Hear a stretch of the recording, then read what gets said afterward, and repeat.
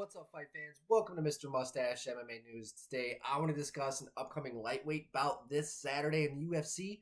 But before we get into it, don't forget to hit the like and subscribe button to continue getting more MMA content by yours truly to help the channel grow. All right, guys, getting right into it. We got Drew Dober taking on Silva in a short notice replacement fight. I forgot who Drew was supposed to fight, but Jayon, who just fought like 2 weeks ago at UFC 303, is now coming back, going up in weight to fight Drew Dober on short notice. Yeah, Drew was supposed to fight Mike Davis. That's right. Mike Davis had that injury that I think he tore his bicep or something, or his tricep. Something happened. It was a pretty nasty injury. But Jayon, man, stepping up, coming off that knockout victory over Charles Jourdain a couple weeks ago, took no damage. I mean, just went out there and just implemented his will against Jourdain. I mean, and Jayon Silva, his 2 fights in the UFC, he's looked good. Yeah, he's missed weight.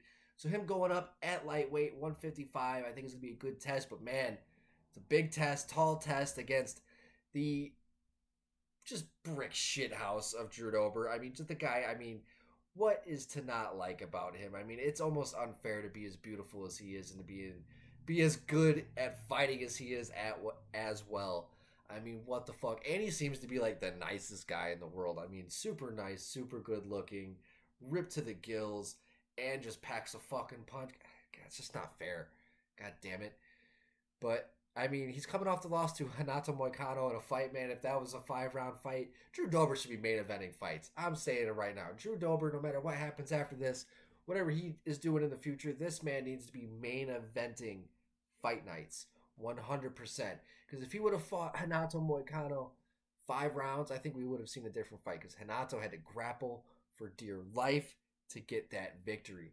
And Drew, man, I mean, a little bit of, he goes out there and puts on these 3-4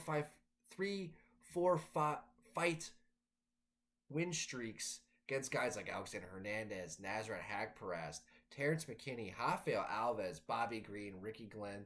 Those are some of his most recent victories, almost all of them by knockout, right? The guys too have beat him. Renato Moicano had to nut fuck him to death. Matt Frevola, the only guy to knock him out in the UFC. He got subbed by Islam, the current champ, right? And he had that fight against Brad Riddell, where that was a tough one. That was a tough loss. But Drew is like, he is such a veteran. He is able to slow the fight down. He is able to punish these dudes. Chin, durable as ever. And going against a guy like Jayon Silva, who is a little bit mysterious, right? Because he's coming up from featherweight, even though he missed weight in his last fight against Charles Jourdain. What he did to Charles Jourdain was almost like, damn, it was almost criminal. He beat his ass. I think he was the first guy to knock him out as well in the UFC. So for Jayon to go up in weight almost kind of reminds me of like the same aura that Terrence McKinney had when he came up and fought Drew Dober. So I think Jayon, he's going to come out like a bat out of hell. I think he's going to be doing another weight cut. So I think that he knows he's got about 5 minutes to go out there and try and take out Drew Dober before the cardio issues kick in, because he just had that weight cut before. Now he's doing it again. Yeah, he's not cutting as much weight, but he's still cutting weight. So I think the first 5 minutes, Jayon Silva is going to be very, very fucking dangerous, and he knows it. But I think Drew's going to know that as well, and I think that he's just going to have to be able to just slow the fight down and just be the matador. I know Drew likes to meet in the middle, but I think if Drew could just kind of be the matador for the first couple minutes and just let Jayon make the mistake, kind of like what Terrence McKinney did. He kind of blew his wad. Drew had to take his licks early. He had to weather the storm early, but he was able to capitalize off of the inexperience and the lack of gas tank that Terrence McKinney had in that fight. And you saw Drew was able to slow the fight down, find the strike, find the knee in the clinch, right? And get the finish. And I think that we could see the exact same thing if Jayon Silva doesn't find the button on Drew early on.